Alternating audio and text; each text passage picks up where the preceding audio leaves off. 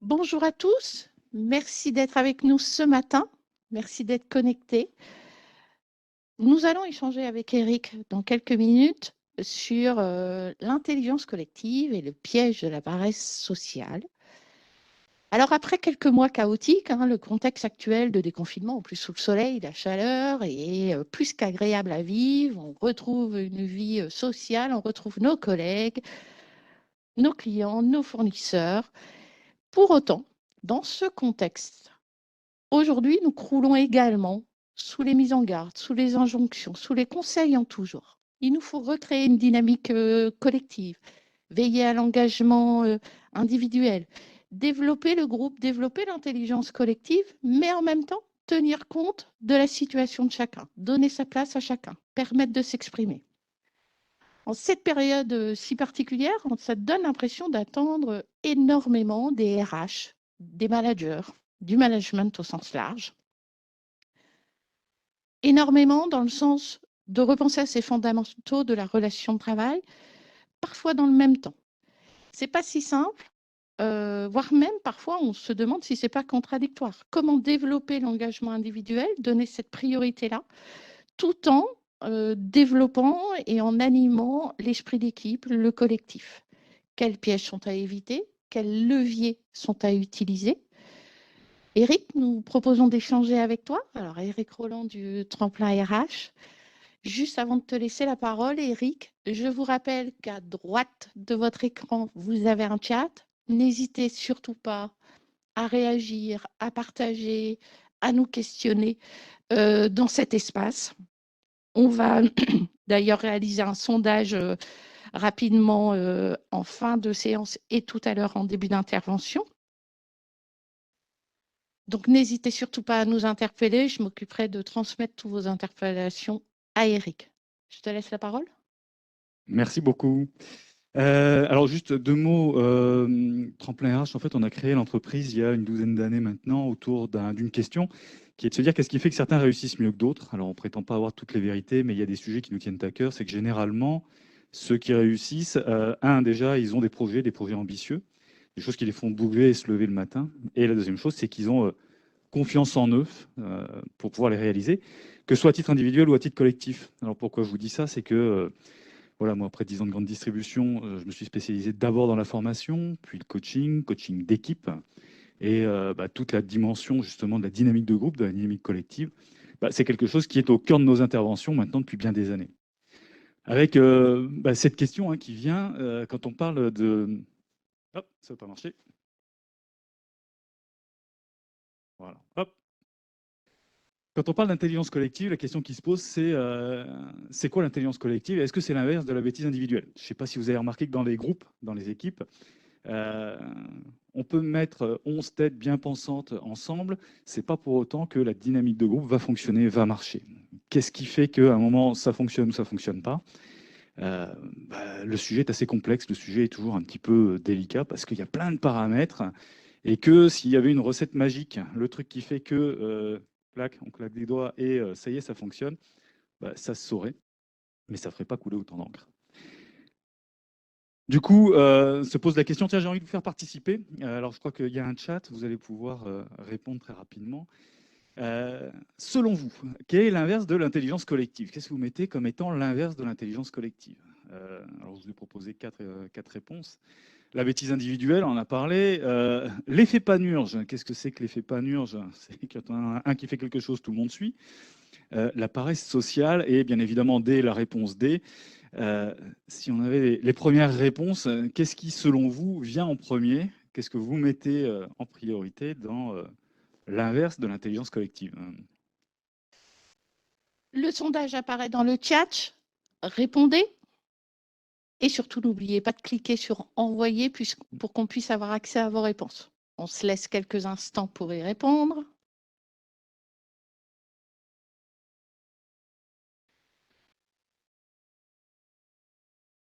Alors, sachant qu'on va regarder que, pour répondre à cette délicate question, justement, de la dynamique de groupe, de l'intelligence collective, de toutes les représentations qu'on peut en avoir, ce qu'on vous a proposé, et en attendant vos réponses, c'est de découvrir le sujet autour de 6 grandes expériences. C'est-à-dire que plutôt que de partir de grandes théories, de partir en fait de grands sujets très conceptuels, on s'est proposé avec Véronique plutôt de l'aborder sous l'angle, sous le petit côté de la lorgnette, on va dire, autour de 6 grandes expériences sociales qui ont pu marquer et nous permettre de tirer des enseignements justement de ce que peut être ou pas l'intelligence collective. Alors, est-ce qu'on a déjà les premières réponses ou des premières réponses? Mhm. Ce qui ressort a priori? On va voir ce que... Les résultats dans 17 secondes. D'accord. C'est facile. Oui, je vois ça, c'est pointu. Alors moi, j'ai répondu D. Tu as répondu D? Bah La oui. réponse D, oui, celle-là, c'est la plus facile en général. Bah, je ne suis pas d'accord avec les 3 autres. J'ai un petit problème de zapette a priori. Alors, D'accord, c'est pendant le sondage, c'est normal. la bêtise individuelle et l'effet de panure, j'arrive en dernier. D'accord. Dans un mouchoir de poche, on retrouve la paresse sociale et la réponse D Et la tout de suite. réponse D, qui Je est sais souvent pas où ça veut. de j'ai d'autres idées ou je ne suis pas d'accord. Exactement. Alors, on va voir que l'appareil social, ça n'est qu'un des phénomènes qui peuvent à un moment nuire à l'intelligence collective. Alors, 6 expériences, dans ces 6 expériences, on va voir qu'il y a différents leviers, différents pièges dans lesquels, en tant qu'individu et au sens collectif, on peut tomber. Et que déjà en avoir conscience ou regarder qu'est-ce qui peut à un moment nous amener à tomber dans ces pièges, c'est déjà le premier point de vigilance à avoir quand j'ai identifié un problème, c'est déjà ce qui me permet un petit peu d'en sortir. 6 expériences sociales pour identifier des pièges à éviter et puis en même temps en tirer quelques conclusions, quelques bonnes pratiques qu'on peut mettre en place dans le management. Alors, tu le disais, hein, Véronique, c'est le management au sens management de proximité. Maintenant, sur ces sujets-là, c'est bien beau, mais tout mettre sous la responsabilité du management de proximité, c'est un peu charger les épaules de nos managers. Ça dépend aussi de l'entreprise. Il y a une grosse partie qui dépend aussi de l'entreprise. Parmi ces 6 expériences, alors, il a fallu trier parce qu'il y en avait d'autres, hein, mais 6 qui me tiennent particulièrement à cœur et que j'aime beaucoup. La première, alors avant d'attaquer, pardon, si oui, quelques petites choses, plus habituées, on va dire, à animer des conférences en présentiel ou des formations. Ce que je vais vous proposer pendant ce webinaire, 3 choses, 3 modes de fonctionnement, si vous voulez bien. La première, c'est, Véronique sera là aussi pour passer le relais, c'est de poser vos questions tout au long, pas attendre la fin hein, pour poser les questions, mais pas hésiter à questionner tout au long. Vous avez pour ça le chat, les autres moyens de questionner, Véronique. Il y a le chat. Je disais, le chat, certains ont mon portable. La dernière fois, j'avais reçu des questions par SMS, mais tous les moyens sont bons. Mais utilisez le chat, n'hésitez surtout pas à réagir. Il y a des chances que dans les expériences, il y en a qui vont peut-être les connaître, d'autres à qui ça va faire des échos avec des choses vécues. Ça va être aussi de partager vos expériences, partager vos réflexions et pas hésiter à réagir. Vous êtes d'accord, c'est sympa de le partager et ça enrichit le débat. Et puis si vous n'êtes pas d'accord, c'est aussi de nous le dire et de nous dire pourquoi. Là aussi, ça enrichit le débat. Le but du jeu, en fait, c'est que ce moment passé ensemble soit apprenant pour tout le monde et donc permettre justement d'être le plus dans le concret possible. Voilà. On est parti pour les différentes expériences? On te suit. Alors la première, en effet, l'appareil social. Alors l'appareil social, c'est quelque chose qui parle souvent en entreprise et en même temps, on perçoit un peu ce qu'on peut mettre derrière. Ce qu'il faut savoir, c'est qu'il y a un monsieur, un certain Ringelmann, qui dans les années 1800 et des, bougez pas, j'ai mes 1882, s'est amusé à faire une première expérience. Alors dans un premier temps avec des chevaux et puis ensuite avec des individus. Et il vient faire un certain nombre de mesures. Dans ces différentes mesures, on prend un cheval, on lui met une charrue et on regarde quelle est la force déployée pour faire avancer la charrue. Ça, c'est notre étalon, on va dire, que pour une personne, le pourcentage de force déployée est de 100. Si je mets 2 chevaux et que je leur demande de tirer la charrue, alors forcément, vous allez me dire 2 chevaux, c'est beaucoup plus efficace, c'est vrai, mais quand on mesure la force déployée par chacun des chevaux, on est à 93%. 3 chevaux, on va tomber à 83 et en fait, ça va descendre jusqu'à un certain seuil. Alors pour les chevaux, eux, ils s'expriment pas beaucoup et donc du coup, pour aller creuser, c'est quoi le seuil limite? Engelmann, il va reproduire l'expérience avec des étudiants ou avec des individus et notamment avec du tir à la corde, en opposant différentes équipes et en regardant différentes façons de réaliser l'expérience. Ce qu'on va observer, c'est que la quantité de force déployée par un individu va décroître jusqu'à un moment qui est que si ça devient visible. C'est-à-dire que dans un collectif, quand je me noie dans un collectif, la force déployée, si les conditions ne sont pas réunies, va décroître jusqu'à un moment où, bah, en gros, si je ne fais plus rien, bah, ça va se voir.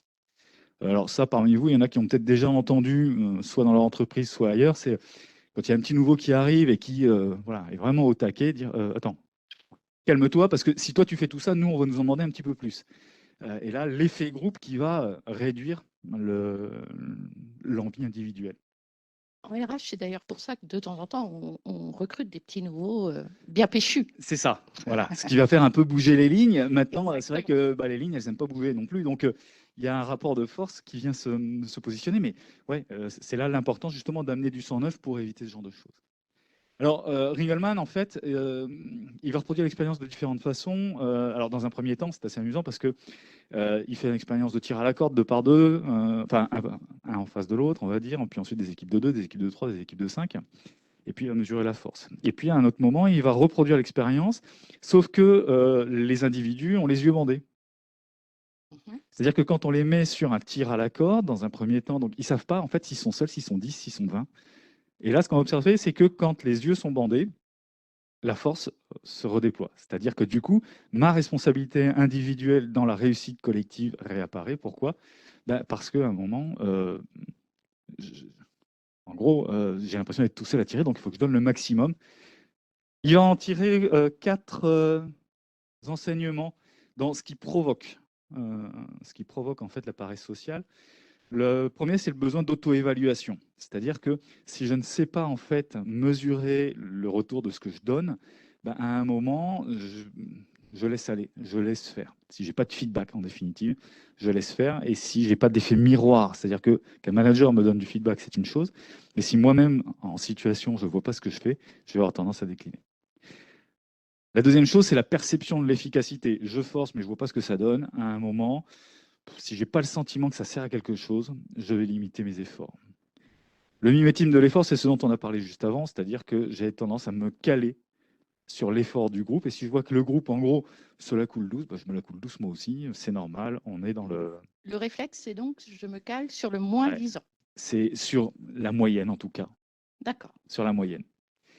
Et puis, l'anonymat du groupe, bah, c'est un peu ce qu'on disait tout à l'heure, hein, c'est que dans l'anonymat du groupe, bah, en effet, je peux être amené à me planquer. Pardon.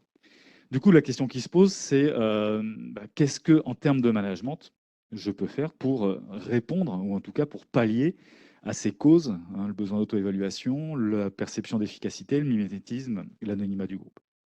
Alors, ce que je vais vous proposer hein, dans le découpage, c'est qu'on va regarder les 6 grandes expériences et puis on regardera quels enseignements on peut en tirer ensuite dans des petits trucs et astuces, des petites réflexions qu'on peut avoir, que ce soit en management de proximité ou en termes de politique RH dans les entreprises. La première expérience, 1882, Ringelmann. On va voir que les expériences, elles évoluent tout au long en fait, du siècle dernier, on va dire. Les années 70 ont été particulièrement riches en expériences.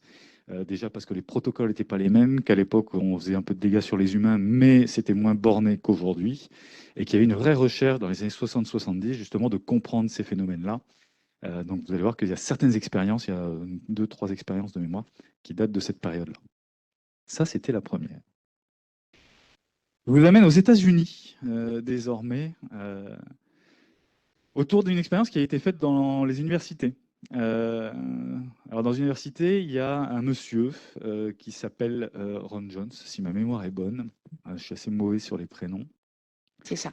Ron Jones, ouais. Et qui a mis en place justement une expérience.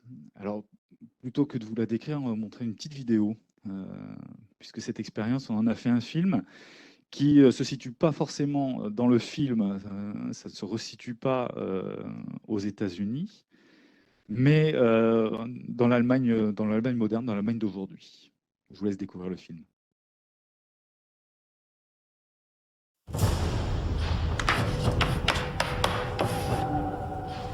Qu'est-ce que l'autocratie? Une idéologie. Le contrôle? La surveillance? La discipline, monsieur Wenger. Donc on verra jamais une nouvelle dictature, c'est ce que vous dites. C'est pas possible. On nous a assez mis en garde. On a la chance de pouvoir organiser ce projet exactement comme on veut. Je propose donc de le rendre vivant. Quelles sont les données de base nécessaires à la mise en place d'une autocratie? Vous sentez? Vous sentez que grâce au rythme, petit à petit, on ne fait plus qu'un? C'est le pouvoir de la communauté.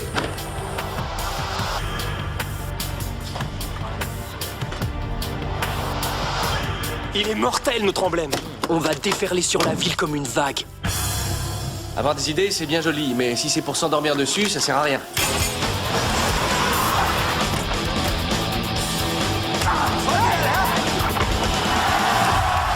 Ça peut plus durer, tu contrôles plus rien.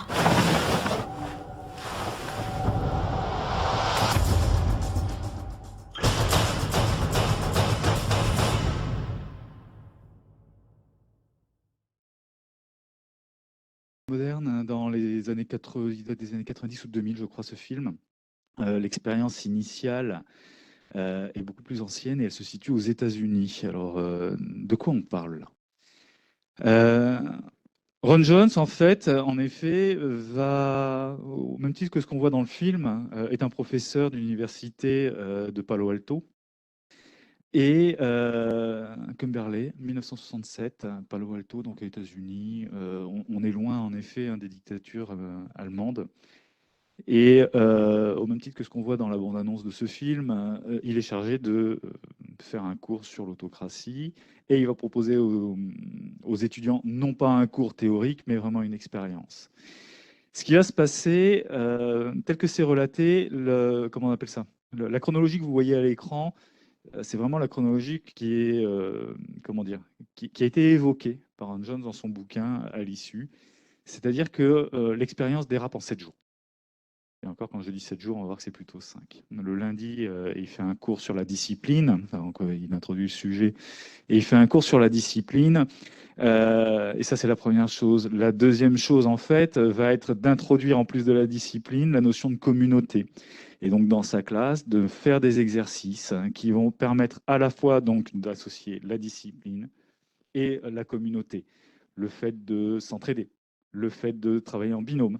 Des choses qui peuvent sembler tout à fait anodines en soi, mais qui vont être faites avec en passant vraiment par l'exemple, par l'illustration, par l'implication de chacun.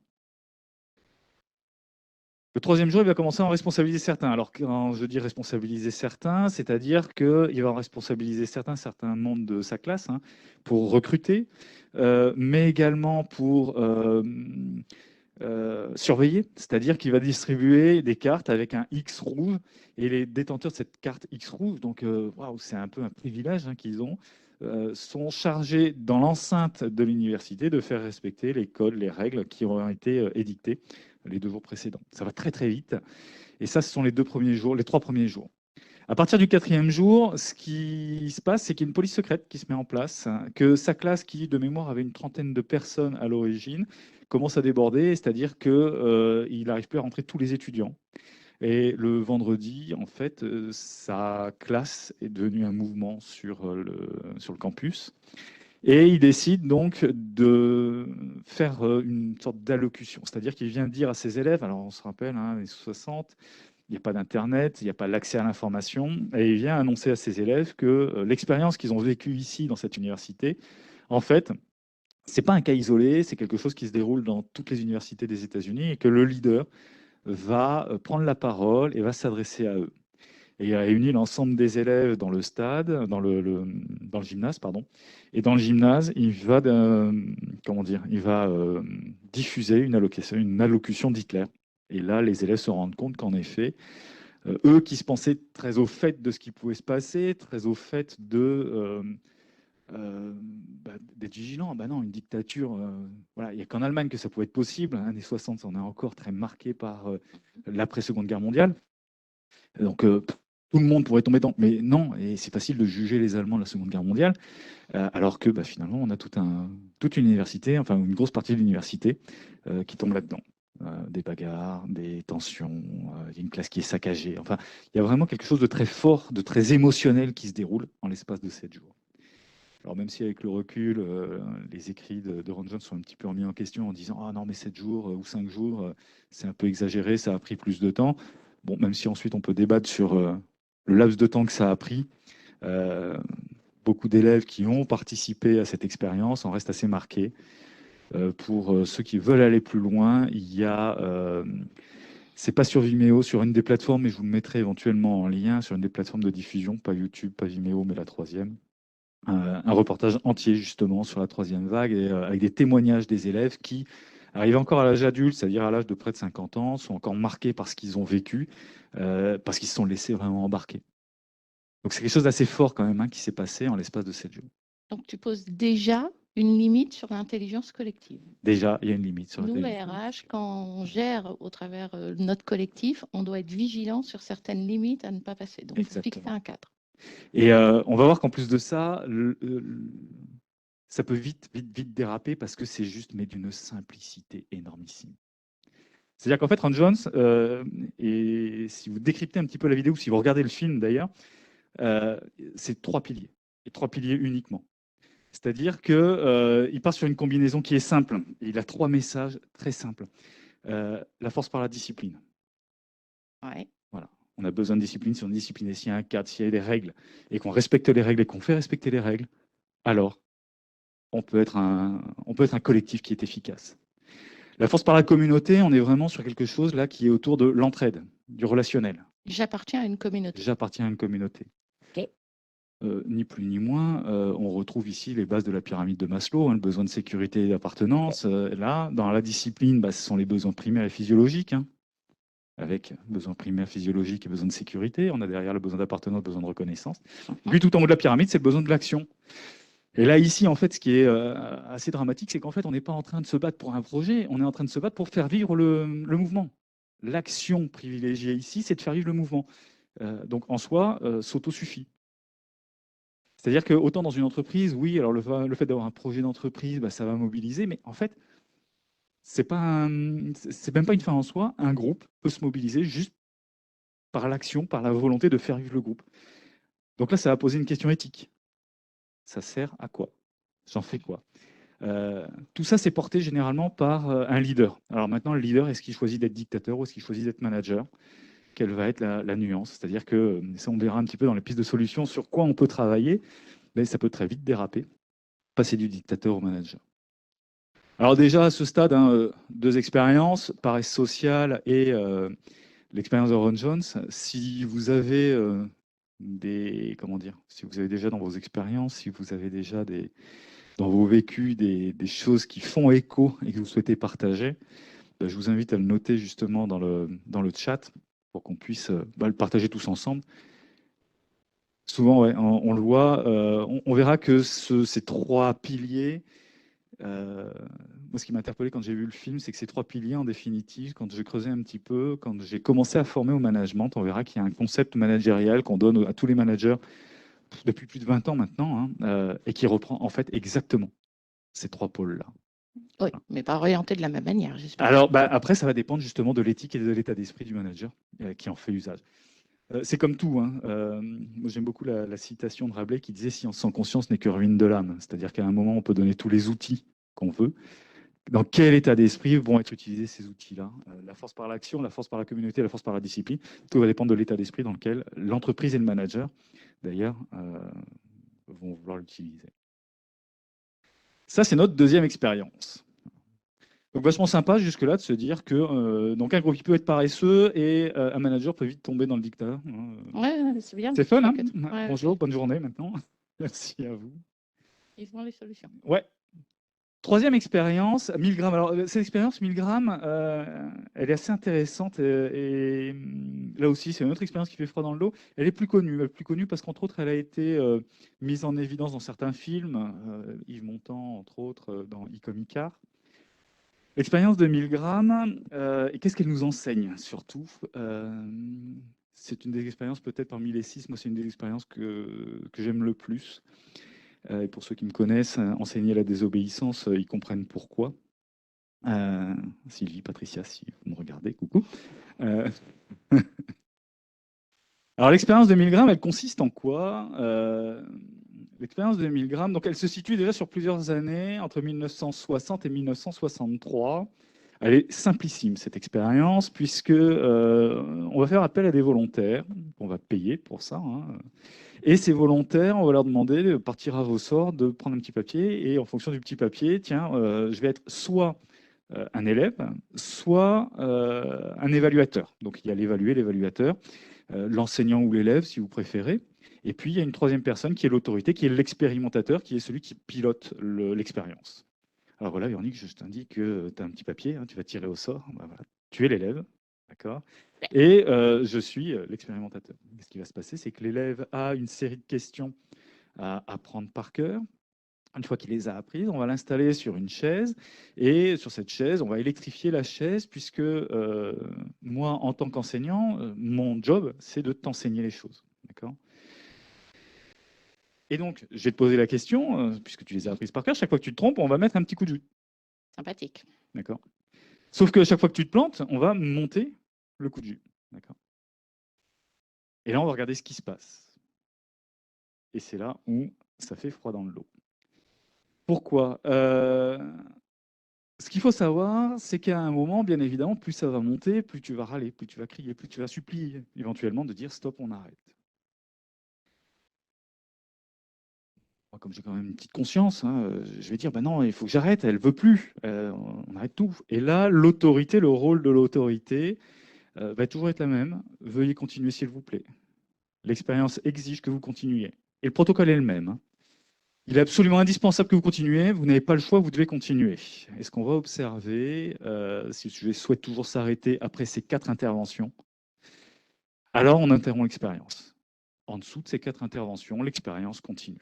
J'ai comme le sentiment que tu vas pas être solidaire avec ma souffrance. Non. Oui, Alors j'étais si, sûre. pardon. Si, dans mes tripes, mais pas dans mes actes. Super, En fait, ça m'arrange.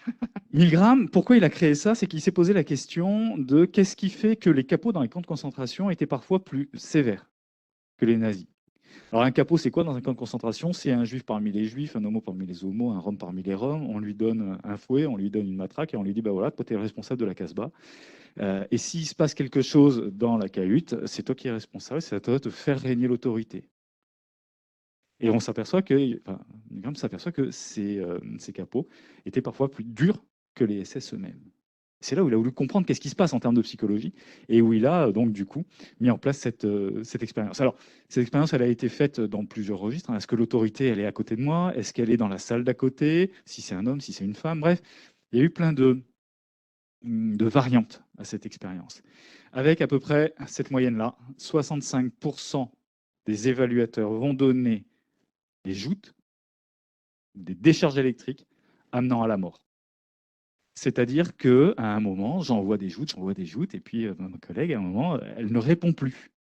Elle ne répond plus, et l'autorité me dit, bah, vous continuez. Ah oui, mais elle ne répond plus. Vous continuez. Et ça va monter jusqu'à plus de 300 volts. C'est-à-dire que potentiellement, l'évalué est mort. Sous couvert de l'autorité, l'évaluateur continue. 65% en moyenne vont aller jusqu'à envoyer des décharges qui donnent la mort. Dans les années 90 ou 2000, il y a une expérience qui a été faite. Alors, l'expérience a été reproduite. C'était plutôt pour dénoncer en fait l'effet des réseaux sociaux et l'effet des jeux télévisés, de la vidéo, comment on appelle ça, de la télévision. Même expérience, sauf que c'est dans le cadre d'un pilote de jeu. C'est-à-dire qu'on rajoute à l'expérience donc toujours une autorité, qui est une autorité médicale, une présentatrice, des caméras et un public. Et donc, quand à un moment, l'évaluateur hésite, il y a le public qui dit « Allez, allez !» 90% des personnes vont envoyer des décharges qui donnent la mort. Voilà. Deuxième limite à l'effet de groupe. En fait. Exactement.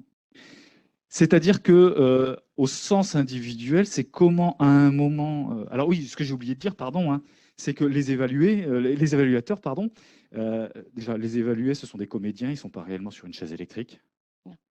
Pardon, j'ai oublié de le préciser, mais ça a son importance, d'accord? Ouais, et en bonne juriste, je te rappelle que tu ne peux pas faire ça. On ne peut pas faire ça. Tu peux pas. Pour ça, je disais autant à l'époque, voilà, on était peut-être un peu moins vigilants sur les conditions d'exercice, mais quand même. Et donc, la vraie personne évaluée, c'était l'évaluateur. Et comme je disais, ouais, donc 65%, ça veut dire quoi? Je ne suis pas en train de dire que ces 65%, en fait, ils ont un plaisir sadique à balancer des décharges. C'est-à-dire qu'on va constater chez l'ensemble de ces personnes un certain nombre de comportements qui vont apparaître tout au long de l'exercice. Déjà, le rire apparaît. C'est-à-dire qu'il y a une tension qui apparaît. Et que quand je ris, vous savez, c'est bah non, je ne peux pas, voyons. Et en fait, c'est le témoignage d'une tension et sous couvert d'autorité, le rire va permettre de décharger. Et comme ça décharge, la pression baisse. Et comme la pression baisse, du coup, je vais m'autoriser, je vais accéder à un niveau qui ne serait pas le mien si j'étais hors tension. C'est-à-dire que si on me demande de réfléchir tout de suite, ah bah tiens, est-ce que tu veux bien mettre 380 volts? Bah non. Sauf que comme ça se fait progressivement, la tension, chaque état de tension, à chaque fois, je crante, je crante, je crante. Et chaque fois que je fais descendre la tension, du coup, ça va me permettre d'accéder au modèle supérieur, au niveau supérieur. Si je reformule, Ouais. quand je mets une personne ou un groupe sous tension, Ouais. je peux aller jusqu'à le déresponsabiliser sur certaines choses. Oui, surtout si ça se fait progressivement. Ok. C'est ce qu'on va trouver. Je vais vous donner un exemple malheureusement dramatique. C'est souvent ce qui se passe, notamment dans les cas de harcèlement. C'est-à-dire que dans un cas de harcèlement, vous mettez un collaborateur lambda face à un manager complètement tyrannique, il le regarde, puis il va dire merci, au revoir. Ce qui se passe dans les cas de harcèlement, c'est que finalement, la pression monte progressivement et je finis peu à peu par accepter une situation qui est intolérable. C'est la métaphore de la grenouille dans la marmite. Oui. Pour ceux qui ne connaissent pas, on met une grenouille dans une marmite d'eau froide, on fait chauffer l'eau tout doucement. Peu à peu, l'eau chauffe, la grenouille va passer par différents états, s'habituer, passer en léthargie, peu à peu s'endormir dans l'eau, qui va se mettre à bouillir et la grenouille bout avec la marmite. Si vous faites bouillir de l'eau et que vous jetez une grenouille dedans, elle va avoir le réflexe de sauter. On est exactement dans le même phénomène, c'est-à-dire que peu à peu, on va passer d'une étape à l'autre. Ça, c'est le rôle de l'attention. Le fait de ne pas écouter quand il y a de l'attention, à un moment, va nous permettre d'accéder à un niveau qui nous aurait semblé pas légitime. Ça, c'est la première chose. La deuxième, Milgram va appeler ça l'état argentique. L'état argentique, c'est le fait qu'à un moment, je n'ai pas de référentiel. Argentique au sens appareil photo argentique. Vous savez, c'est la photo qui est appliquée et qui, du coup, va nous donner les talons.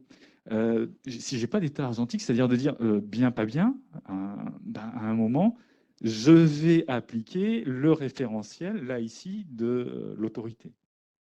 Ça, si on est très concret, c'est est-ce que je suis au clair sur mes valeurs, concrètement? C'est-à-dire que, et ça, moi, c'est un exercice que j'aime bien faire, quand à brûle pour point, je demande c'est quoi tes valeurs à un participant, voire à une entreprise, assez traditionnellement, j'ai le respect, l'humain, enfin, j'ai le panel des 4-5 assez classiques qui sont ressortis, qui sont un petit peu les valeurs universelles. La vraie question, c'est qu'est-ce qui te fait vibrer toi en tant qu'individu, toi en tant qu'entreprise, et c'est quoi ton référentiel? Ce qui va nous intéresser, c'est pas tant les 60%, 65% qui vont dépasser, c'est, moi j'ai envie de m'intéresser, on y reviendra dans les solutions, sur la frange de la population qui refuse, qui s'oppose. Il y a deux choses qui nous disent, qui sont un peu dans les, comment dire, dans les 20-80 des réponses qu'ils apportent. La première chose, c'est que ces personnes qui refusent de se conformer à l'autorité, c'est qu'ils écoutent leurs émotions. Leurs émotions, pas qu'une. C'est-à-dire qu'à un moment, quand ils sont mal à l'aise, quand ils ont peur, quand ils sont en colère, quand ça les révolte, ils savent les écouter, ils savent les nommer, ils savent les verbaliser. Et donc, du coup, l'émotion, c'est un indicateur. Ils écoutent l'indicateur. Et à côté de ça, ils ont un référentiel, c'est-à-dire qu'ils sont au clair, ce sont des gens qui, généralement, ont beaucoup travaillé sur leurs valeurs. Et c'est-à-dire qu'à un moment, une fois que l'émotion est là, qu'elle dit oh, « là, je ne suis pas bien », j'ai mon référentiel qui permet de dire « j'y suis pas ». Non, en fait, c'est ça qui ne me va pas. C'est-à-dire qu'entre l'émotion et la tête, j'ai mon référentiel qui me permet de dire oui ou non, j'y vais ou j'y vais pas. Ça, ce sont les deux grands enseignements que Milgram va évoquer. Il y en a d'autres, mais il paraît qu'à un moment, il faut que je rende la parole. Oui. On va s'arrêter. Non, mais ça va, c'est bon, je te le dirai. Ouais. Ouais, continue. Voilà pour notre ami Milgram, on y reviendra tout à l'heure dans les solutions. Oui, ici, et puis ça pose une question, oui. L'obéissance, elle est nécessaire, c'est dans ses conclusions, c'est ce qu'il va dire. L'obéissance, elle est nécessaire au bon fonctionnement de la société. C'est l'obéissance aveugle qui est un piège. Le jeu de la mort, qui est le jeu qui avait été fait par, c'était France 2 à l'époque, hein, l'expérience avec les caméras, elle pose cette question, c'est comment on éduque nos enfants. C'est-à-dire qu'est-ce qu'on fait quand un enfant désobéit en tant que parent. Moi, ça m'a vachement questionné. Euh, Comment je l'autorise à un moment à désobéir? Comment je l'invite, je l'incite d'ailleurs à aller désobéir et à se forger sa propre opinion. Euh, En tant que parent, quand j'étais le premier, hein, quand mon enfant désobéissait, il était puni, il remontait dans sa chambre. Et ouais. Mais du coup, je l'incite, je l'éduque dès son plus jeune âge à se dire tu réfléchis pas aux règles et tu appliques les règles quand tu as une autorité qui te le dit. Comment, moi, manager, je réagis lorsque un collaborateur, pour le bien de l'entreprise ou en son âme et conscience, va désobéir à une directive en pensant bien faire? Qu'est-ce que je fais? Je ne parle pas de l'insubordination au sens la volonté de nuire, mais vraiment, moi, manager qui ai donné une directive, moi, manager ou entreprise, hein, d'ailleurs, qui donne une directive, un collaborateur qui ne le fait pas, en quoi mon ego, et on est beaucoup sur l'ego, la juste place de l'ego, peut me piéger, justement, et enfermer là-dedans. Je vous rassure, hein, il y a quelques expériences qui sont sympas dans le lot, hein, une en particulier. On a une. Une en particulier. Mais on verra toutes les conclusions, par contre, elles sont assez sympas, je trouve. Autre expérience, Zimbardo. Autre expérience qui pose cette question en fait de notre rapport au pouvoir. Zimbardo, expérience de Stanford, là aussi, autre film que vous pouvez trouver, film allemand de 2003 de mémoire, l'expérience, très puissant. En 1971, Zimbardo il va mettre en évidence l'effet Lucifer. Alors là aussi, l'effet Lucifer, l'expérience elle est simple. Encore une fois, les conditions d'expérience, il faut bien se rappeler qu'on est dans les années 70, on est vraiment en recherche, on est post-68 hein, en France, on est vraiment en recherche de la phase hippie, l'ego, le bien-être, etc. Donc, chercher à mettre des modèles et à comprendre des modèles pour arriver à se développer.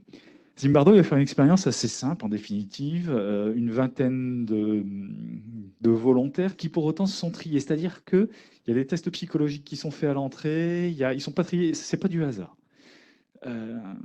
De façon aléatoire, ils vont être divisés en deux catégories.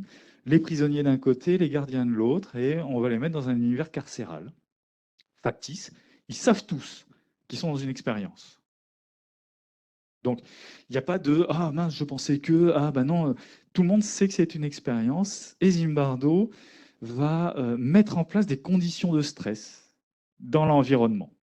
Quand je dis conditions de stress, donc déjà, les prisonniers, on leur donne un numéro, ils sont avec des chaînes, ils sont en chemise de nuit, surtout avant d'arriver dans l'expérience, donc ils sont recrutés pour l'expérience, ils retournent dans la vie civile, entre guillemets, et puis un jour, alors qu'ils sont au café au bar, il y a les flics du coin qui débarquent, qui les embarquent réellement, ils sont complices, hein, voilà, Zimbardo avait rendu la police complice.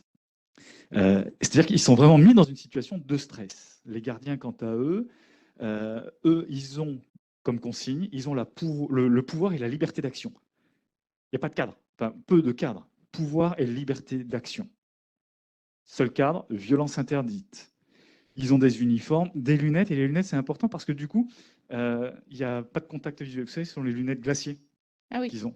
Ce qui évite le contact visuel, et pas de contact visuel, donc déshumanisation de la relation. Et enfin, symbole du pouvoir, c'est la matraque. Voilà.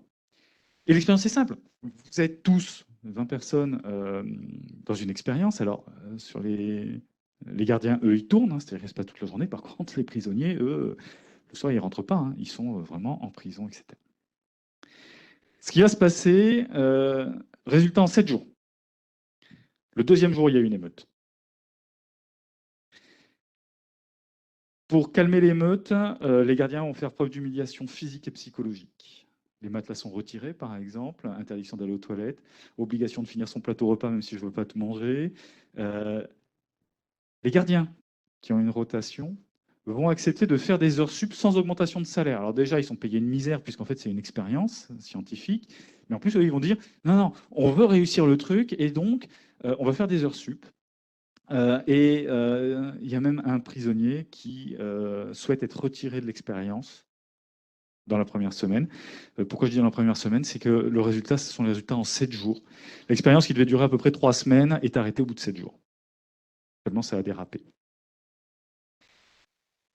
Alors Zimbardo, lui, quelle conclusion il en tire? Vous avez voilà, une quarantaine de personnes, trentaine, quarantaine de personnes, en fait, qui ont tous vécu des tests psychologiques, qui ont tous passé un certain nombre de batteries de tests, donc qui, a priori, sont sains d'esprit, qui, mis dans un environnement, vont développer un rapport de force, parce que quand je suis prisonnier, je vais exister en tant que prisonnier.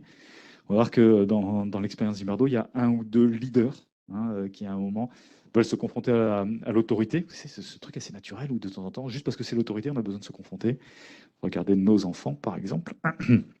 Si ça parle à quelqu'un, vous me le dites. Pas du tout. Non. Ah, il y avec les miens, alors. Bah Bien oui. sûr. Et du coup, la volonté aussi de faire valoir son autorité. 7 jours pour que ça dérape. Zimbardo, lui, les conclusions qu'il en tire, c'est que, indépendamment des individus, indépendamment de la psychologie des individus, l'environnement joue sur nos attitudes, nos réactions, nos comportements.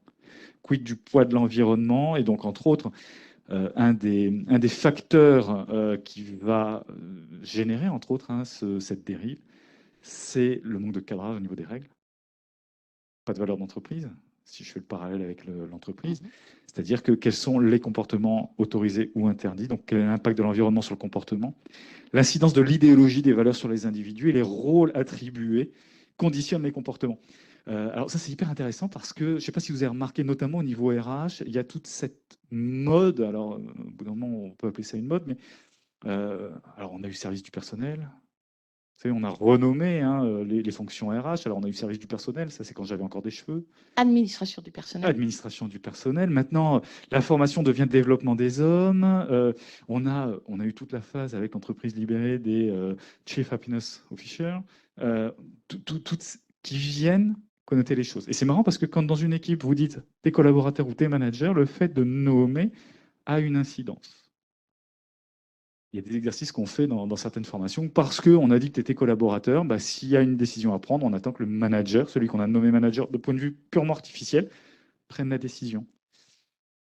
Et ça, pour Zimbardo, le fait d'attribuer des rôles va, entre autres, conditionner les comportements. Alors, est-ce qu'on peut faire quelque chose? Pas forcément, mais au moins en avoir conscience permet de responsabiliser pour casser ces codes qui viennent se mettre en place assez naturellement. Donc, il y a des choses à faire par rapport à ça.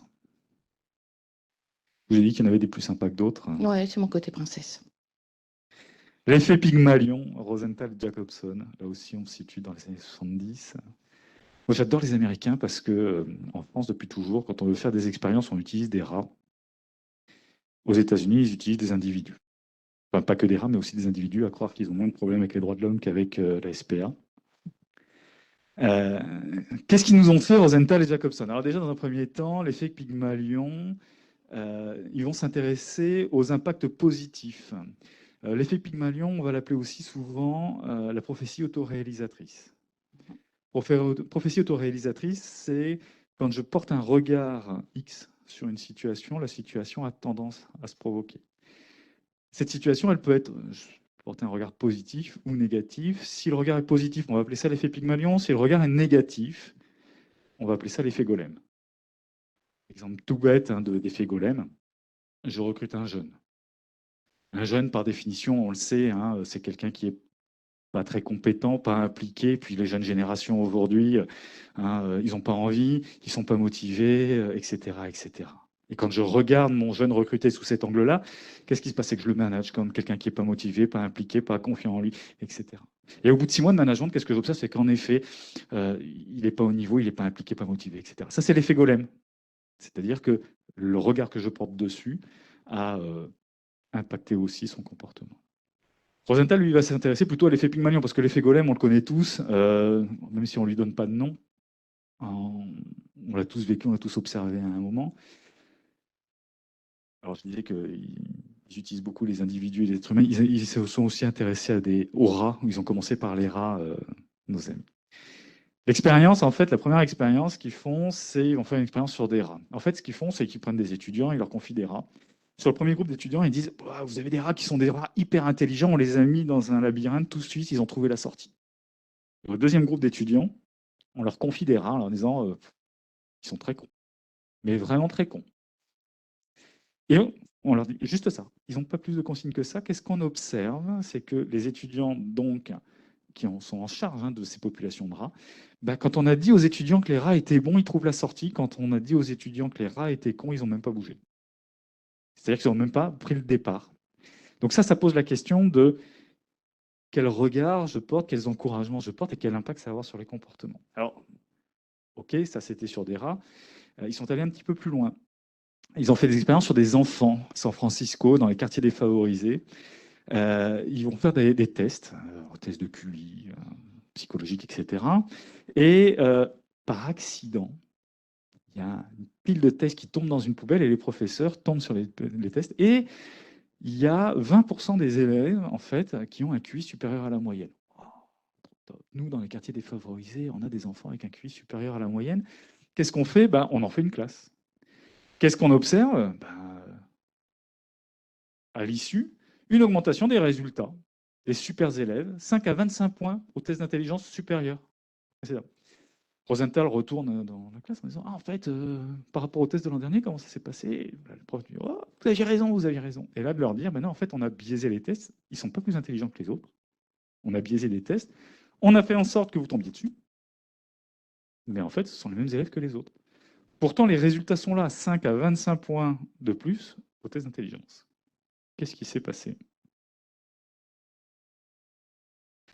En fait, en débriefant, en allant regarder, c'est comment les professeurs se sont comportés avec ces élèves-là. Quel regard ils ont porté, quels encouragements, quels moyens. Alors, les moyens, entendons-nous bien, les moyens de l'école, que ce soit dans une classe ou dans l'autre, sont sensiblement les mêmes. Donc, c'est vraiment le regard des professeurs essentiellement sur les élèves et l'impact que ce regard a eu sur eux-mêmes. C'est Marcel Pagnol qui disait « Dès que les professeurs commencèrent à le traiter en bon élève, il le devint véritablement ». Déjà, Pagnol l'avait un peu identifié. C'est-à-dire que ce regard-là, il a eu un comportement un impact sur le comportement de l'enfant, c'est-à-dire que le regard que l'enfant se porte sur lui-même, le comportement du professeur vis-à-vis de l'enfant, et donc du coup, les comportements des enfants aussi entre eux. Sur les dynamiques de groupe, souvent on me dit « Ah, mais ouais, mais alors le groupe, si je fais pas ça, alors le groupe va pas y arriver. » Et quand je dis à mes participants « Mais faites confiance au groupe. » Ça, c'est un truc en fait qui est hyper difficile. Quand je suis animateur d'un collectif, notamment, allez, on revient sur des effets de mode comme la facilitation, faites confiance au groupe. Et pour peu que je sois manager, que l'entreprise ait une attente par rapport à ça, faire confiance au groupe, ça devient hyper compliqué. Sauf que quand je fais confiance au groupe, finalement, qu'est-ce que je fais? C'est cet effet Pygmalion qui apparaît.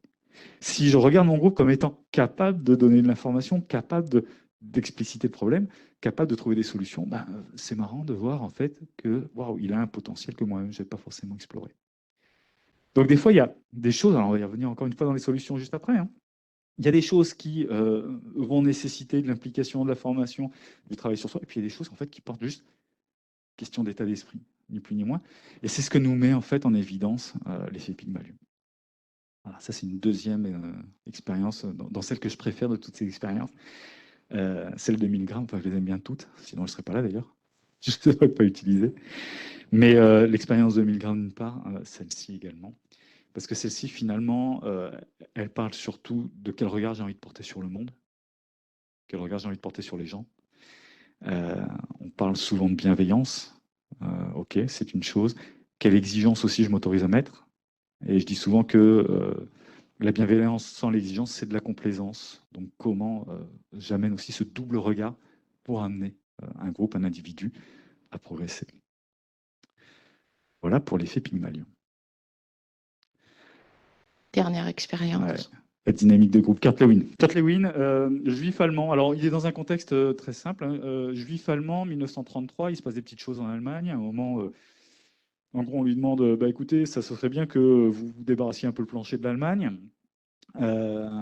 Moyennant rançon quand même, hein, puisqu'il est déjà, c'est déjà un chercheur. Hein, ce serait bien que vous débarrassiez le plancher. Donc, il s'exile en Allemagne. Et son truc, c'est de se dire, mais comment un peuple que j'adore, enfin, qui est quand même mon peuple d'origine, en vient à suivre ce dictateur? Donc ça, c'est vraiment sa grande question.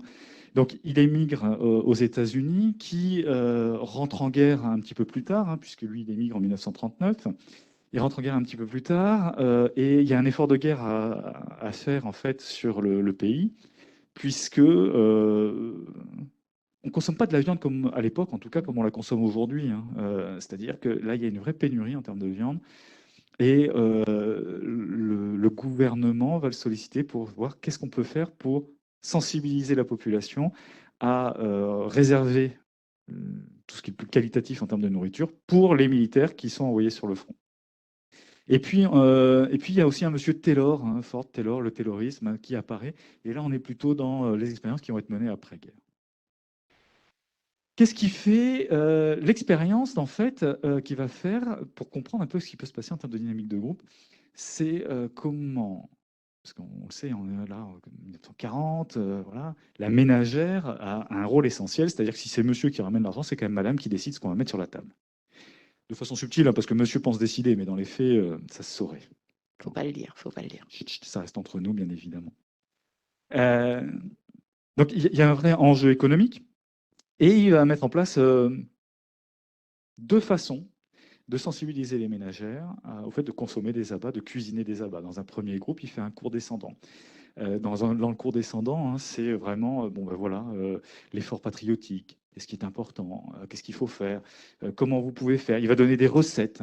Et 3 mois plus tard, on vient contrôler qui a ou pas mis en place les recettes qui ont été données. Dans le deuxième groupe, là aussi, donc il y a un cours, mais un cours qui va être participatif, c'est-à-dire qu'on va faire participer les ménagères en fait au sujet. On va les faire réfléchir ensemble à comment elles peuvent intégrer des abats, hein. Même encore aujourd'hui, on n'est pas top, hein, on est bien d'accord. Les tripes, c'est bon. Et on va contrôler à 3 mois. Du coup, dans le premier cas, on est à 3%. 3% de passage à l'acte. Dans le deuxième cas, on est à 32%. Ça, intuitivement, tous les managers aujourd'hui le savent et l'appliquent. Si je fais un management descendant, si je fais un management participatif, mon taux d'implication ne sera pas le même.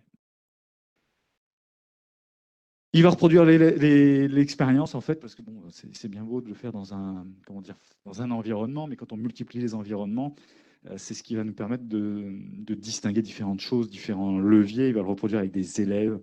Est-ce que je suis directif, participatif ou carrément en mode laisser-faire? Voilà, donc des élèves doivent reproduire en fait une œuvre avec 3 façons de les accompagner pour les professeurs. Et ces constats, c'est que dans le mode directif et laisser-faire, les productions sont à peu près équivalentes. Et il y a de la tension dans les groupes. Dans le directif, c'est de la tension vis-à-vis de l'autorité. Dans le laisser-faire, c'est de la tension entre les élèves en eux-mêmes. Et on a une production à peu près équivalente dans un cas et dans l'autre. Dans le participatif, la production est plus importante. Par contre, on observe des freins au changement. C'est-à-dire que quand les élèves sont... Il y a un mix, en effet, on travaille ensemble. Il vient identifier des freins au changement. Ben oui, on s'est organisé ensemble. Donc si on me demande de procéder différemment maintenant, ben non, on a déjà co-construit quelque chose. Et là, tu me demandes de changer. Et il va y avoir des freins au changement. Comme quoi, qu'est-ce qui est le mieux? Le participatif, le directif, le laisser-faire? Ben, ça va dépendre de la situation. Et là, pour ceux qui sont déjà un petit peu en éveil, vous aurez compris qu'on est sur les bases d'RC Blanchard, déjà dans un premier temps, qui interviendront plutôt dans les années 70. C'est-à-dire comment j'adapte mon management à la situation et qu'il n'y a pas un truc de tout fait. Il va reproduire en fait les expériences. Alors, encore une fois, on est dans un milieu très industriel, 39-45, post-guerre. Et il va entre autres faire l'expérience avec des ouvrières. Et pour une fois, ce ne sont pas les contremaîtres qui définissent l'objectif, mais ce sont les ouvrières. Plus 20% chez ces ouvrières. Elles se donnent des objectifs 20% supérieurs à ce que l'entreprise leur donnait. Juste parce qu'on leur a laissé la main de dire mais quelles sont vos capacités? Non pas qu'est-ce que vous, mais quelles sont vos capacités? Qu'est-ce qui vous rendra fier? De quoi vous aurez envie? Donc là aussi, en termes d'implication, alors on se remet années 47, on a donné la parole à des ouvriers qui sont des femmes. 2 paramètres qui, à l'époque, peuvent paraître complètement décorrélés de ce qu'on pourrait imaginer. Et ben pour autant, plus de 20% en termes de résultats. Donc là, ça questionne aussi de quel est mon style de management, qu'est-ce que je vais mettre en place, quel style de management aussi on a envie de faire vivre dans notre entreprise. Donc ça ne concerne pas que le management de proximité, ça va vraiment concerner tout le monde. Et il va retravailler là-dessus, notamment sur Taylor. Il a cette très belle phrase, moi, que j'aime beaucoup.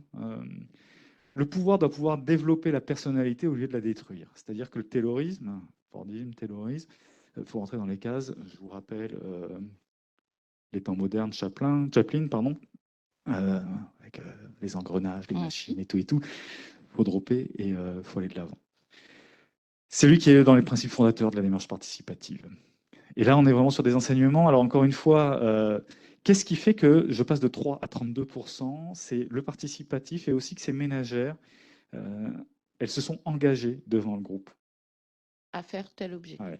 C'est-à-dire que si je m'engage devant un collectif à dire je m'engage à faire ça, versus je m'engage vis-à-vis de ma hiérarchie, je n'obtiens pas le même résultat. Quand je suis sur du directif, je dis ok, oui, d'accord, je vais faire. Voire je m'engage et il y a un collectif, c'est pas la même chose. Donc comment je crée du collectif? Et puis j'avais envie de vous mettre une expérience bonus, parce que là, actuellement, quand on regarde la télé, on en entend beaucoup parler. Les anges de la réalité, mais là, j'avoue, je ne sais pas trop quoi en penser. Là, ça me laisse un peu dubitatif quand même. Plus sérieusement, en résumé, paresse sociale, troisième vague, 1000 grammes, l'expérience de Stanford, l'effet Pygmalion, la dynamique de groupe. Chacun va mettre en évidence certaines bonnes pratiques, certains pièges, certaines clés de lecture. De là, quelles sont les pistes de solutions? Parce qu'une fois qu'on a constaté ça, c'est bien, et qu'est-ce qu'on en fait? Alors la première chose, c'est comme on dit en thérapie, le premier pas vers la guérison, c'est de prendre conscience qu'on est malade. Si déjà j'identifie les différents pièges, alors je peux faire ce petit pas de côté qui fait qu'à un moment, dès que je le vois, faire un arrêt sur image, regarder ce qui se passe, c'est déjà éviter de tomber dans le piège. C'est 80% du boulot. Est-ce qu'il faut forcément être malade pour faire ce pas de côté? Est-ce que notre intérêt, c'est pas sans arrêt faire un pas de côté et puis avoir ce truc de « et toi, tu penses quoi de ce que j'ai fait ?» d'avoir cet effet miroir? Oui, dans un idéal. Alors moi, les managers que je rencontre, c'est dans la vraie vie, c'est on réfléchit pas à ce qu'on fait, c'est quand on se prend un mur qu'on fait le pas de côté. Et c'est là où avoir ces indicateurs peut m'aider. Maintenant, plus je fais ce pas de côté, moi je me prends des murs, mieux je me porte. Je suis bien d'accord avec toi. Ouais. Donc ce serait l'idéal. Après, dans la pratique, le stress, l'actualité, l'activité fait que souvent, c'est quand on a un problème qu'on s'arrête et qu'on fait le pas de côté. Et si j'ai une clé de lecture, ça me permet de le faire. Mais c'est là que les RH ont leur rôle à jouer. Oui, À en vous termes de d'alerte. mettre à disposition la grille de lecture pour permettre Exactement. à ces managers, ces opérationnels qui sont dans le quotidien, de prendre le recul nécessaire. Alors, chacune de ces leçons, chacune de ces expériences va nous amener à pouvoir avoir des pistes de lecture. Déjà, dans un premier temps, sur la paresse sociale, donc, dans ce qu'on disait, dans ce qui est attendu, c'est quid de la culture du feedback. Dans l'entreprise, qu'est-ce que vous faites pour faire la culture du feedback? Je discutais avec une RH dans une des banques de la région qui disait, oui, on a vraiment développé une politique, des formations. Comment moi, manager, je fais du feedback à mes collaborateurs? Comment moi, collaborateur, je fais du feedback à mes managers, à mes pairs? Il y a le oser dire et savoir dire, donc comment je travaille sur l'individu pour être dans le oser dire et savoir dire. Dans la culture du feedback, ça peut passer aussi par la politique de rémunération. Est-ce qu'elle est qu'individuelle, collective? Est-ce qu'elle me permet, la politique de rémunération de l'entreprise, de mesurer ce que je fais ou pas? Au sens collectif, est-ce qu'il y a un résultat collectif qui apparaît? Souvent, ce qui est valorisé, regardez dans les augmentations, qu'est-ce qui est valorisé dans les reviews annuelles? C'est est-ce qu'il a eu des résultats ou non? Est-ce que je valorise les efforts qui ont été faits? J'ai plein de collaborateurs qui, à un moment, ne sont pas forcément au résultat, mais qui se sont défoncés. Ils n'ont pas forcément donné tout ce qu'il fallait, mais ils se sont défoncés, ils se sont impliqués. Est-ce que ça, je le valorise ou est-ce que je regarde juste en bas de ligne? Go, no go, c'est rouge ou c'est vert?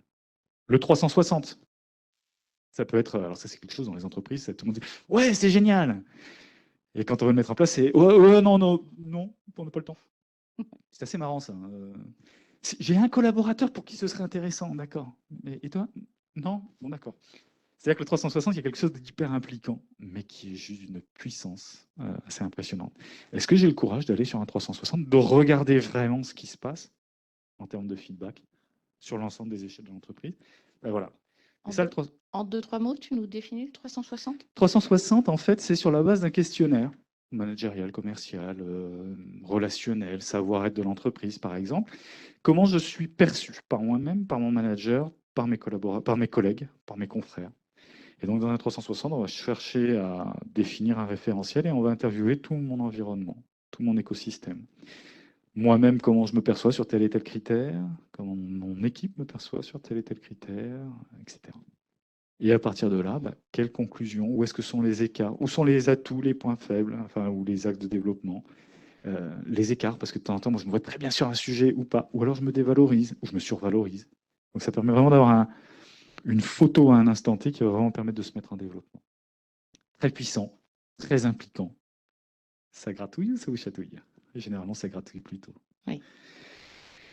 La troisième vague, la force par la discipline, la force par l'action, la force par la communauté. Ce qui est assez marrant, c'est que moi, quand j'ai commencé dans le métier de la formation, on me disait, alors voilà, des concepts de management sur la dynamique de groupe, organisation, relation, action. De quoi une équipe a besoin pour fonctionner efficacement ensemble, c'est d'avoir une organisation qui fait quoi, comment on y va, se structurer. C'est également de bien s'entendre avec le manager, bien s'entendre avec soi-même, bien s'entendre entre nous. Et puis aussi, c'est d'avoir un projet, une ambition, un but, des objectifs clairs. Alors, excusez-moi, mais discipline, organisation, action et communauté, relation, on est exactement sur les trois mêmes leviers. Il y en a un, c'est Hitler qui les a utilisés. Il y en a un autre, c'est ce qu'on conseille au manager. La différence, elle est où? Le dictateur, il est orienté sur le pouvoir et centré sur lui. L'envie de briller. Oui, du travail du manager, quand il est orienté collectif. Et pour ça, ça nécessite d'aller travailler sur l'ego. Attention, quand je parle de travailler sur l'ego, on dit ah, un manager, il ne doit pas avoir d'ego. Bah si, il doit avoir de l'ego. Heureusement qu'il a de l'ego, un manager. Ego, ça veut dire je suis. Un manager qui est complètement effacé, excusez-moi, mais comment il conduit? Comment il m'embarque? Donc avoir un ego, oui, mais un ego pour faire, pas un ego pour avoir le pouvoir sur l'autre. Hein, c'est l'envie d'agir. Donc comment je travaille là-dessus, comment je clarifie ça, et notamment dans un environnement où on est des fois sur des injonctions contradictoires, comme tu le disais tout à l'heure. Vas-y, embarque ton équipe, mais surtout, non, l'ego, c'est pas beau. À un moment, je sais pas où, mais des fois, il faut être un peu schizophrène. Hein, donc, comment réfléchir à ça? Déjà, sur les solutions des 2 premières expériences, tu es en train de nous dire que le manager, c'est le cœur de la solution? Le management. Le management, Oui. c'est quoi la différence? C'est avec le manager, on pourrait entendre le manager de proximité, le manager direct, mais ça génère aussi de la politique d'entreprise, d'une part. Que dans le management, que le manager ait la totalité de la responsabilité, ce serait assez injuste. C'est-à-dire aussi comment j'amène chacun de mes collaborateurs à se manager aussi soi-même. Donc c'est toute la politique managériale finalement qui est à observer, j'allais dire à revisiter, non, parce que après ça dépend des politiques qui sont faites, mais à les questionner en définitive. Je travaille beaucoup avec les managers de proximité, enfin tout manager à tout niveau de l'entreprise. On a à peu près ce constat qui est de se dire, entre les attentes de l'entreprise et les attentes de mon équipe, le manager est dans cette faille un peu spatio-temporelle qu'il est toujours entouré de plein de monde, mais toujours seul dans sa mission, toujours seul dans sa fonction, un peu le cul entre deux chaises, si on veut. Et ça, je pense que tous les niveaux hiérarchiques nous l'évoquent. Donc, c'est comment je casse ça aussi pour pas confondre être manager et être super manager avec une super cape qui fait que du coup, je dois tout savoir, tout faire et avoir la réponse à tout. C'est juste pas possible. Mais ça nécessite d'avoir l'humilité aussi, de dire, je vais chercher de l'aide, je me remets en question. Et avoir des alertes, tu parlais des services RH, avoir des alertes de l'extérieur, c'est aussi une bonne façon de jouer dessus. C'est-à-dire que si ça devait répondre que à la question du manager, ça veut dire que, encore une fois, on lui rajoute, en plus du compte de résultat, en plus de la gestion d'équipe, cette responsabilité-là. Et je ne sais pas où, mais il paraît qu'il y a le burn-out à un moment qui peut apparaître. Comment je préserve ça aussi? Attention au niveau d'exigence. Je ne sais pas si ça répond à la question. Tout à fait. Milgram, lui, alors on en a parlé tout à l'heure, donc je vais aller très vite. État argentique et rôle des émotions, comment j'accepte? Et ça, des émotions en entreprise, mon Dieu, c'est collant, c'est gluant, on ne sait pas quoi en faire. J'étais perdu parce qu'en fait, dans l'entretien, il s'est mis à s'énerver, il s'est mis à pleurer. Ah oui. C'est aussi ces clichés qu'on peut avoir, hein, les femmes pleurent et les hommes s'énervent. D'ailleurs, quand une femme s'énerve, on dit quoi? Une femme qui s'énerve, qu'elle est hystérique, c'est ça? Ah, c'est possible. Ouais, donc, voilà. Donc, vous voyez, ça sont tous nos clichés qu'on peut avoir et qui sont aussi à déconstruire en entreprise. Mais en tout cas, c'est accepter qu'il y ait des émotions. La fameuse expression, ouais, les problèmes, ils restent au vestiaire. Allez, faut arrêter avec ça, quoi. Dans les années 80, éventuellement, j'espère qu'on a un peu mûri sur le sujet. Donc, c'est vraiment se dire comment j'intègre les émotions dans mon management, comment j'intègre l'acceptation des émotions de mon équipe, parce que les émotions sont des indicateurs. Je me permets. Ouais. Si on ne l'intégrait pas auparavant, il me semble que la période que l'on traverse là nous a obligés à l'intégrer. Oui. Nous a vivement conseillé de l'intégrer parce qu'on a vu cette crise sanitaire sur le collectif, sur les individus. Elle a été fatigante, frustrante pour nombre d'entre nous. Et du coup, quand je travaille sur l'engagement individuel, quand je travaille sur l'intelligence collective dans ma politique RH, si je suis RH ou entrepreneur, je dois rabattre les cartes dans cette période où très clairement les émotions sont remontées. Alors, les battre, les rabattre et les re-rabattre. C'est-à-dire que, pour aller dans ton sens, moi j'ai beaucoup de managers aujourd'hui qui me disent « Ah, j'ai récupéré mes équipes parce que après, encore un peu plus tard qu'hier soir, après X mois de reconfinement, ils ont du mal à se remettre dans l'action, ou on est dans un contexte économique qui est en reprise, mais on a moins de monde dans la... Bref, c'est compliqué. J'ai fait une réunion pour justement qu'ils puissent exprimer comment ils ont vécu les choses, où est-ce qu'ils en sont. Une catharsis, en définitive, une expression. Ok, maintenant je fais quoi? Bah, tu continues. C'est-à-dire que oui, il y a, on leur a donné une place, et de temps en temps encore, parce qu'on est un peu mal à l'aise, du coup, est-ce qu'on lui laisse toute sa place? Alors des fois, oui. Et puis, à cette manager, j'ai oublié de lui poser la question, mais ça aurait été intéressant, c'est « Et toi, est-ce que tu as dit comment tu vivais les choses ?» Parce que bah, l'émotion, c'est ce qui met aussi du lien.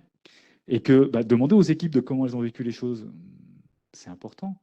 Mais si le manager, lui, il se blinde derrière sa marmite et son couvercle, etc., il explose. Donc comment lui-même, il met de l'émotion, il accepte d'avoir des émotions. J'ai pas dit qu'il se laissait guider par, mais il accepte de mettre de l'émotion dans le lien, dans la relation. Parce que c'est là où Milgram nous dit, si j'ai pas d'émotion, je prends des actions. C'est ce qui va me permettre d'ajuster. C'est-à-dire qu'à un moment, une très belle vidéo qui à un moment fait le parallèle entre la gestion des émotions et une voiture. C'est-à-dire qu'une voiture, hein, quand j'ai un voyant qui est à l'orange, si je fais rien, il passe au rouge. Mon émotion, c'est mon voyant qui est à l'orange. Si je fais rien, quand ça va péter un câble, bah, ça craque, c'est un clash, c'est une tension. Et notre adaptabilité, elle passe beaucoup par nos émotions, c'est accepter, apprendre à les entendre. Des petites choses, hein, développer l'empathie et l'auto-empathie. Un exemple, une discipline que j'aime beaucoup, qui est la CNV, communication non violente. D'accord. Alors il y a les méthodes de CNV qui, dans la culture du feedback, peuvent vous aider, mais la CNV, quand on regarde la communication non violente, quand on regarde ce qu'est vraiment la communication non violente, c'est avant tout un état d'esprit à appliquer, qui est de partir du cœur pour gérer la relation. Éviter le mode chacal qui vient attaquer quand je suis un petit peu en inconfort, passer en mode girafe qui est dans la prise de hauteur. Et alors, chacal et girafe, ce sont deux images de la communication non violente. Le chacal qui attaque quand je suis un peu mal à l'aise. La girafe. Pourquoi la girafe en CNV? C'est à la fois par rapport à la prise de hauteur, mais aussi parce que c'est l'animal sur la planète qui, en proportion de sa taille, a le plus gros cœur. Oui, parce que quand il faut pulser le sang jusqu'à la tête, il a besoin d'un cœur énorme. Et donc, c'est vraiment savoir parler avec son cœur et utiliser son cœur pour gérer les situations, faire preuve d'empathie. Et là, c'est le rôle des émotions qui va être important, et aussi un travail sur ce qu'on appelle l'état argentique, selon Milgram, qui est mon référentiel, avoir un cap clair, une ligne directrice, qu'est-ce qui est faisable, pas faisable. Au sens individuel, c'est un travail sur les valeurs. Quelle entreprise aujourd'hui a proposé un travail à ses collaborateurs sur ses valeurs personnelles? Parce que l'idée, en fait, c'est que quand mes valeurs sont relativement en phase avec les valeurs de l'entreprise, alors je peux me sentir bien. Si à un moment, je suis en décalage dans mes valeurs, et je n'ai pas besoin que ce soit du 100%, mais qu'il y ait un terrain d'entente qui soit suffisant. Un des gros pièges qu'on peut voir, c'est le décalage en entreprise entre les valeurs affichées et les valeurs vécues. Oui, ce que j'allais dire. On est bien sur ce que je pratique. Et là, pour le coup, la période a encore accentué le décalage. Autant on a mis beaucoup de « vas-y, explique-moi comment tu vis les choses », etc. Sauf que les entreprises qui affichaient plein de valeurs se sont trouvées dans des contextes, des fois économiques, des prises de décision, etc., qui n'étaient pas toujours en phase avec les valeurs affichées. Ça peut être OK si c'est expliqué d'un point de vue temporaire. Je n'ai pas pu suivre le cap qui est important pour moi. N'empêche que c'est temporaire, c'est ponctuel, c'est conjoncturel. Si je l'explique, l'individu peut l'entendre. S'il le vit mal, parce qu'on lui fait une promesse qui n'est pas tenue. Petite phrase qui va derrière, s'il y avait une phrase à retenir de ça, c'est comment développer la culture du doute et la tolérance à l'interdit. Et là, en tant que manager ou en tant que service RH, c'est pas toujours évident.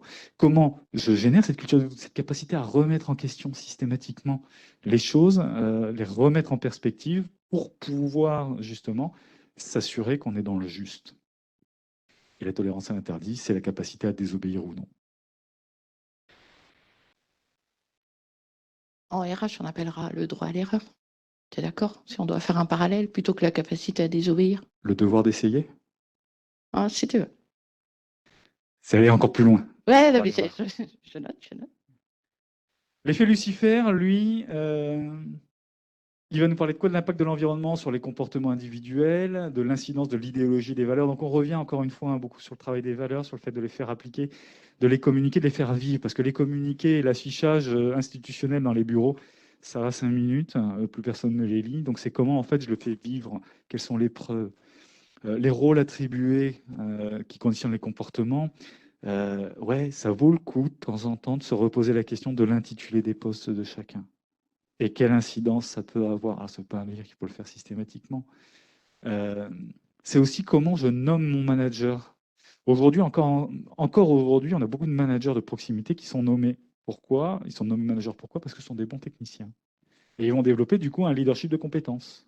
Je suis légitime parce que je sais mieux faire que toi ou très bien faire. À l'heure où l'importance des émotions prend le pas, c'est pas évident. Donc, comment je choisis de prendre du recul aussi sur mes recrutements? Alors, souvent au RH, tous les RH me disent ouais, ouais, c'est bon. Et puis, quand on va voir les opérationnels, les personnels qui me disent ouais, quand on creuse un petit peu sur pourquoi tu me proposes tel ou tel poste, on s'aperçoit qu'en définitive, ben ouais, il est légitime, mais il est légitime pourquoi? Parce qu'il a des résultats. C'est intéressant d'aller le challenger, d'aller responsabiliser aussi les managers en fait, qui proposent les évolutions. Et puis enfin, il n'y a pas d'intelligence collective sans responsabilité individuelle. C'est ça aussi qu'ils nous disent, Imbardo. Hein. Il n'y a pas d'intelligence collective sans responsabilité individuelle. C'est-à-dire qu'à un moment, si chacun ne s'engage pas, prend pas sa responsabilité au sein d'un groupe, alors il se laisse embarquer dans le global. Donc comment je responsabilise chacun? C'est-à-dire que, je prends un exemple tout bête, à l'issue d'une cohésion, qu'on ait un cap tous, c'est bien, que chacun s'engage à se dire qu'est-ce que je fais pour faire vivre cette cohésion, faire vivre nos objectifs et s'engage devant le groupe, va permettre de minimiser l'effet Lucifer. C'est-à-dire que j'ai peut-être un titre, je suis DAF, je suis RH, n'empêche que j'appartiens à un ensemble. Donc ça y concourt. Donc, un de mes enjeux, c'est je permets à chacun d'évaluer sa performance. Et en plus, si je suis RH, je réfléchis à des systèmes qui vont reconnaître la performance. Ça peut être de la formation, de l'accompagnement, de la GPEC et tout ce qu'on s'ensuit. Ça peut être aussi de la rémunération. L'importance de, même si j'ai une rémunération collective, que chacun voit ce qu'il apporte dans les objectifs collectifs. On est bien d'accord. Oui, Pire indépendamment de qu'un son accord titre. d'intéressement sur des notions sur lesquelles on n'a aucune portée.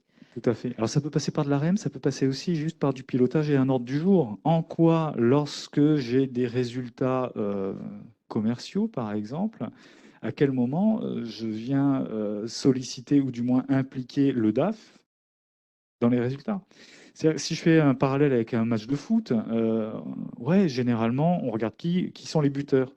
Mais si on ne vient pas dire aux arrières, au milieu de terrain, aussi quelle est leur contribution, alors, en effet, on vient faire des silos, on vient faire des stars, on vient faire des divas, et puis d'un autre côté, des gens qui peuvent être complètement dans l'ombre, et ce qui peut, du coup, renforcer ce décalage. Donc, une façon, c'est aussi systématiquement, quand il y a une réussite d'un service ou une réussite individuelle, c'est quelle a été la contribution de chacun, quelle responsabilité chacun a eu dans la réussite individuelle, ce qui permet aussi de générer du collectif et éviter ce décalage prisonnier. Et donc, pourquoi on est souvent sollicité dans les cohésions d'équipe sur le travail en silo? C'est que quand il y a la réussite d'un service, on valorise le service. En quoi le service d'à côté a favorisé aussi cette réussite.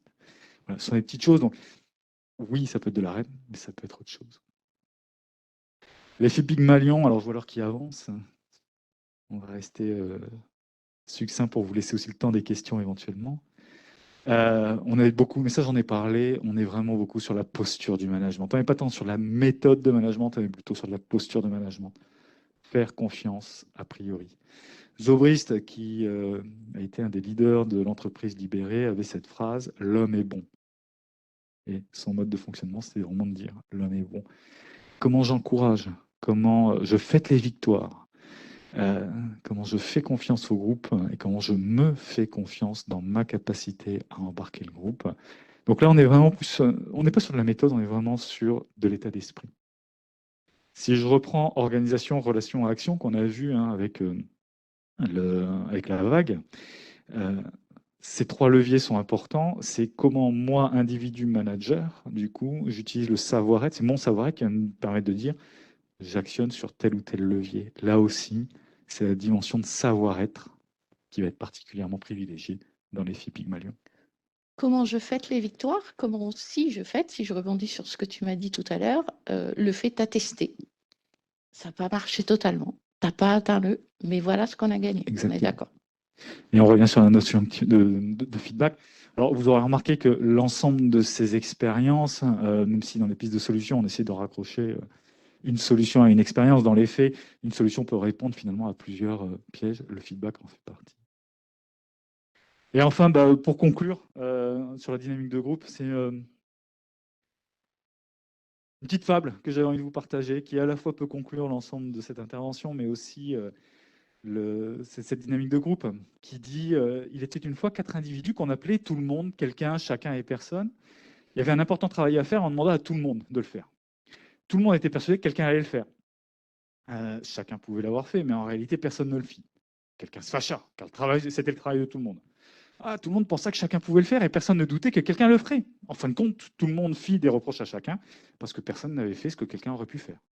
Ça, bien évidemment, ça parle à personne. Pardon, ça, c'est pas dans la moralité. Sans vouloir reprocher à tout le monde, il serait bon que chacun fasse ce qu'il doit, sans nourrir l'espoir que quelqu'un le fera à sa place, car l'expérience montre que là où l'on attend quelqu'un, généralement, on ne trouve personne. Comment donc?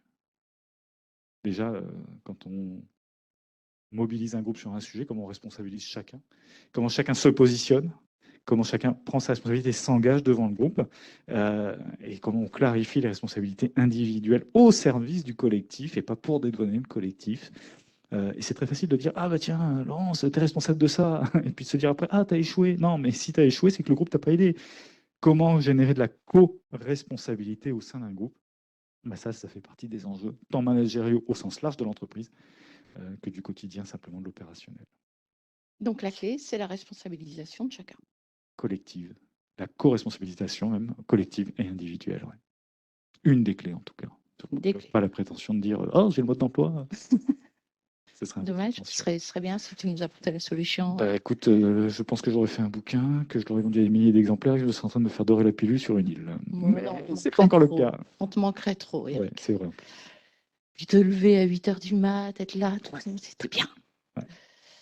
Merci beaucoup pour ce partage, Eric. Avec plaisir. Tu as tenu le timing, c'est top. On a l'engagement de vous quitter à 10 h. On va vous quitter maintenant. Merci de nous avoir suivis. Bien entendu, on vous envoie le support. Et puis, n'hésitez pas à revenir vers nous sur cette thématique et vers Eric, si vous voulez approfondir certains points. Très belle journée à vous. Merci beaucoup. À bientôt.